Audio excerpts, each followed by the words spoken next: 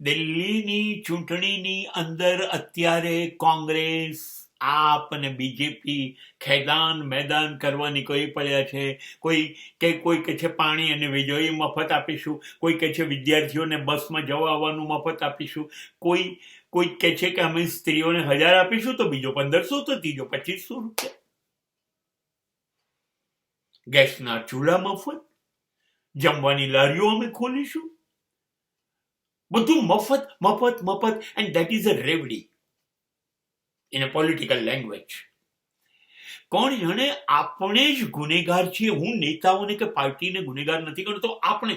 કારણ કે આપણને ખબર નથી, જ્યાં મફત મફત મફત, ફ્રી ફ્રી ફ્રી નામનો શબ્દ સાંભળીએ છીએ અને આપણને કીડીઓ ચડે છે, આપણી અંદર ભૂવા ધૂણવા માંડે છે.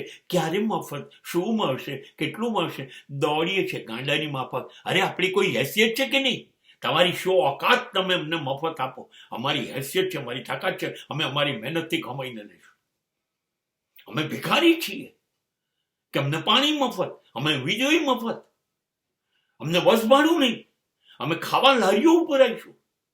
Vote nonsense you people are talking. તમે અમને ભિખારીથી પણ નીચેની બદતર દશામાં ગણો છો. અને આપણે લાયક છીએ, આપણે લાયક છીએ. ચૂંટણી વખતે વેચાતી સાડીઓ લેવા જઈએ છે, વાસણો લેવા જઈએ છે, દારૂની બોટલો લેવા જઈએ છે. અને એ લોકો કયા કમાઈને ધંધા ઉદ્યોગોમાંથી આપે છે? એ લોકો ભિખારી છે, આપણી પાસેથી ટેક્સ લઈ જાય છે, એમાંથી આપણને આપે છે, કોઈ ઉપકાર નથી કરતા. શું કામ આપણે મફતની ટેવ પાડીએ છીએ? આપણે પાણી વગરના માણસો છીએ. આપણી પાસે હિંમત નથી, આપણી પાસે શક્તિ નથી, આવડત નથી. આપણે આપણો ગુજારો નહીં કરી શકીએ તો મરી જઈશું, પણ માંગીશું તો નહીં. સબસે બુરો માંગનો,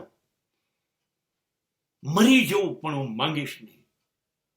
હાથ ઉઠાવું તો તારી ખુદાઈ દૂર નથી, પણ હું માંગું ને તું આપે એ મને મંજૂર નથી.